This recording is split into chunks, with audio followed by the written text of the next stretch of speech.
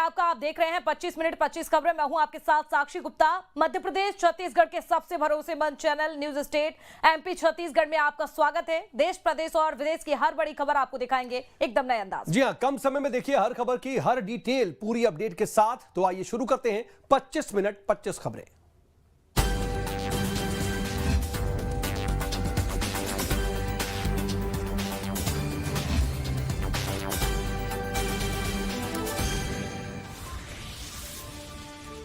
ATS ने गृह विभाग को सूचना दी है कि छत्तीसगढ़ से मध्य प्रदेश में नक्सली घुसपैठ कर रहे हैं और एमपी के सीमावर्ती जिलों में ये नक्सली मौजूद भी है। एटीएस की जानकारी के बाद मध्य प्रदेश सरकार ने केंद्र सरकार से सीआरपीएफ की 2 बटालियन भी मांगी है, जिनकी बालाघाट, मंडला और डिंडोरी के नक्सल क्षेत्रों में तैनाती की जाएगी।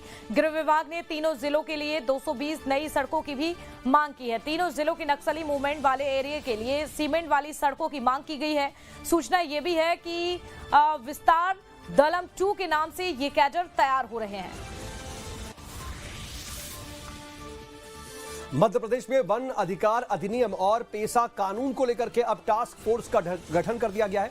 जीडीए ने इसका आदेश भी जारी कर दिया। मुख्यमंत्री डॉक्टर मोहन यादव की अध्यक्षता में टास्क फोर्स बनाई गई है और इस टास्क फोर्स में जनजातीय कार्य मंत्री विजय शाह को उपाध्यक्ष बनाया गया है। साथ ही वन मंत्री रामनिवास रावत और पंचायत एवं ग्रामीण विकास मंत्री प्रहलाद पटेल को भी उपाध्यक्ष बनाया गया है। इस कार्य समिति में 13 सदस्य बनाए गए हैं और इसकी गतिविधियों को देखने के लिए और मॉनिटरिंग के लिए भी साल में 2 बार टास्क फोर्स की बैठक लेने का फैसला लिया गया है।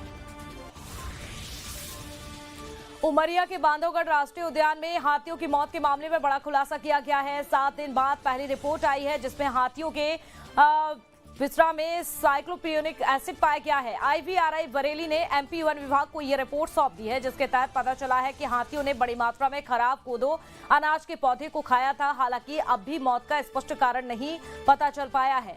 आपको बता दें, बांधवगढ़ टाइगर रिजर्व में 10 हाथियों की मौत हो चुकी थी। मध्य प्रदेश और छत्तीसगढ़ में इन दिनों बढ़ती हाथियों की समस्या को देखते हुए छत्तीसगढ़ के उप मुख्यमंत्री अरुण साव ने कहा है कि मध्य प्रदेश के मुख्यमंत्री डॉक्टर मोहन यादव ने हाल ही में छत्तीसगढ़ का दौरा किया था। उसी दौरान हाथियों की समस्या को लेकर के भी चर्चा हुई थी और हाथियों को लेकर उन्होंने ध्यान दिया है और कहा है कि दोनों राज्य मिलकर के इस समस्या का समाधान करेंगे।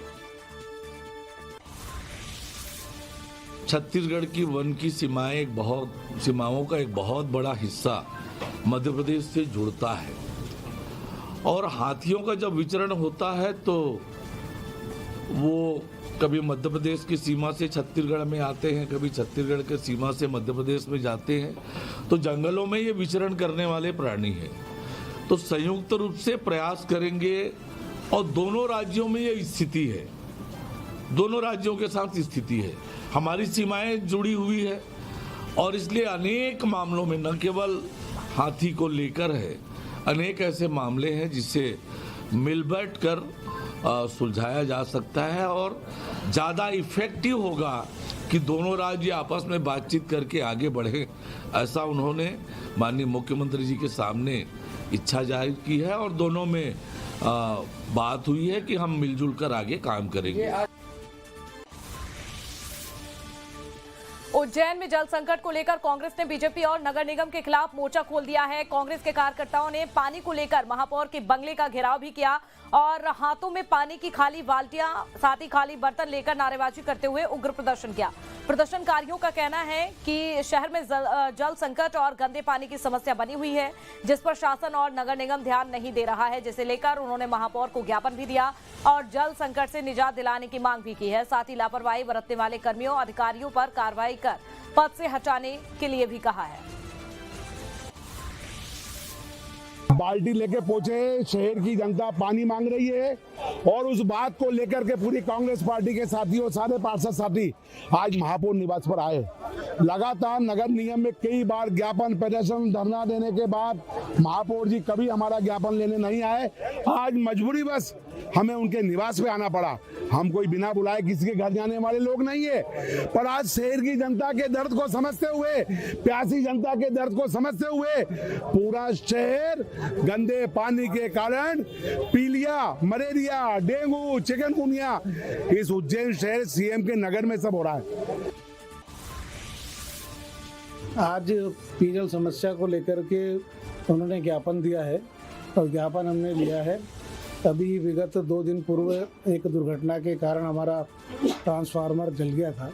उस कारण से एक दिन जल प्रदाय न हुआ, तो उसको ठीक करवा लिया गया है। सारी व्यवस्था दुरुस्त कर ली है और उज्जैन के नागरिकों को नियमित रूप से शुद्ध पेयजल प्रतिदिन अब कल से प्राप्त होगा। रायपुर जेल के बाहर हुए फायरिंग को लेकर के सियासत गरमाने लगी है। फरार आरोपी की महापौर एजाज ढेबर के साथ तस्वीर सामने आने के बाद बीजेपी हमलावर रुख अख्तियार कर चुकी है। बीजेपी प्रदेश महामंत्री संजय श्रीवास्तव ने वायरल फोटो को लेकर के कांग्रेस पर अब जुबानी हमला बोला और मामले में जवाब तलब किया है। पीछे आखिर कांग्रेस का हाथ है। वैसे भी कांग्रेस का जो चुनाव चिन्ह है वो पंजा ही है, लेकिन इस पंजे का कितना दुरुपयोग छत्तीसगढ़ में हो रहा है कि हर एक जो अपराध हो रहा है उसके पीछे जो जांच हो रही है, जो अपराधी पाए जा रहे हैं, उसमें कांग्रेस के नेता इन्वॉल्व हैं। चाहे सूरजपुर की बात करें, चाहे बलरामपुर घटना की बात करें, चाहे लोहारीडी की बात करें, हर जगह कहीं न कहीं कांग्रेस के पदाधिकारी उसमें संलग्न पाए जा रहे हैं। चाहे बलौदाजार की बात करें, जहां पर देवेंद्र यादव जी आज जेल की सलाखों के पीछे है। लेकिन मुझे लगता है कि आज कल जो घटना हुई है इस रायपुर शहर के अंदर में सेंट्रल जेल के सामने, 2 मौधापारा के जो बदमाश जिन्होंने गोली चलाई, लेकिन तीसरा जो फरार जो अपराधी है उसके चित्र आज रायपुर के महापौर के साथ में दिखाई दे रहे हैं। आखिर ये रिश्ता क्या कहलाता है?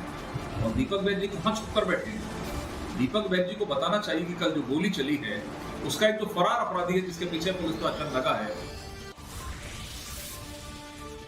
छत्तीसगढ़ में 14 नवंबर से धान खरीदी की शुरुआत होने जा रही है। इसकी जानकारी देते हुए राज्य के उप मुख्यमंत्री अरुण साव ने कहा है कि धान खरीदी को लेकर सरकार और प्रशासन ने अपनी पूरी तैयारियां शुरू कर ली है।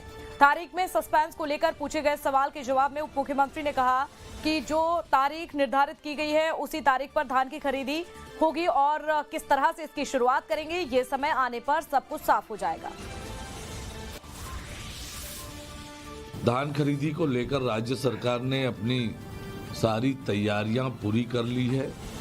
निर्धारित जो तिथि है उस तिथि से धान खरीदी प्रारंभ होगी और किस तरह से उसकी शुरुआत करेंगे ये समय आने पर बताएंगे, लेकिन सरकार के स्तर पर धान खरीदी की संपूर्ण तैयारियां कर ली गई है।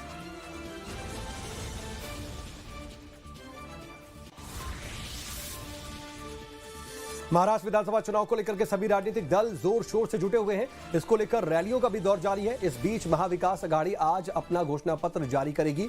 इस दौरान कांग्रेस सांसद राहुल गांधी, एनसीपी शरद गुट के शरद पवार और शिवसेना यूटीवी के उद्धव ठाकरे तीनों ही नेता एक ही मंच पर साथ नजर आएंगे।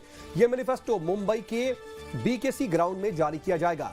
महाविकास अघाड़ी के नेता इस मैनिफेस्टो को महाराष्ट्र का भविष्य बदलने वाला मैनिफेस्टो बता रहे हैं और महाराष्ट्र की जनता को न्याय की गारंटी भी दे रहे हैं। कार्यक्रम को भव्य बनाने की भी पूरी तैयारी की गई है। बीजेपी ने महाराष्ट्र में विधानसभा चुनाव से पहले राज्य में बड़ी कार्रवाई की है। पार्टी ने अनुशासनहीनता के आरोप में 37 अलग अलग विधानसभा क्षेत्रों के 40 कार्यकर्ताओं और नेताओं को पार्टी से निष्कासित कर दिया है। महाराष्ट्र बीजेपी की तरफ से कार्रवाई की घोषणा उस समय की गई जब बीजेपी एकनाथ शिंदे के नेतृत्व वाली शिवसेना और अजित पवार के नेतृत्व वाली एनसीपी से मिलकर बने महायुति गठबंधन ने अपना बहुप्रतीक्षित घोषणा पत्र जारी किया।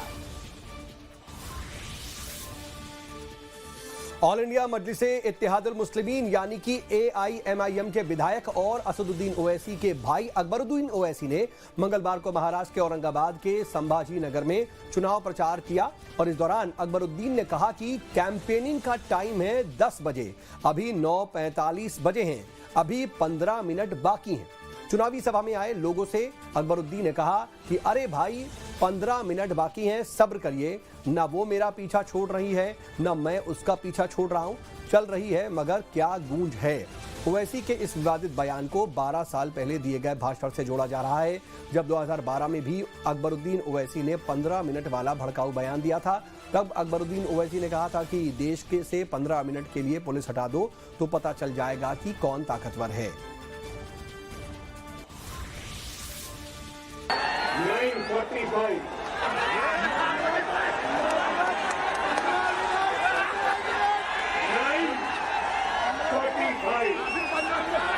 कैंपेनिंग का टाइम 10 बजे, अभी 15 मिनट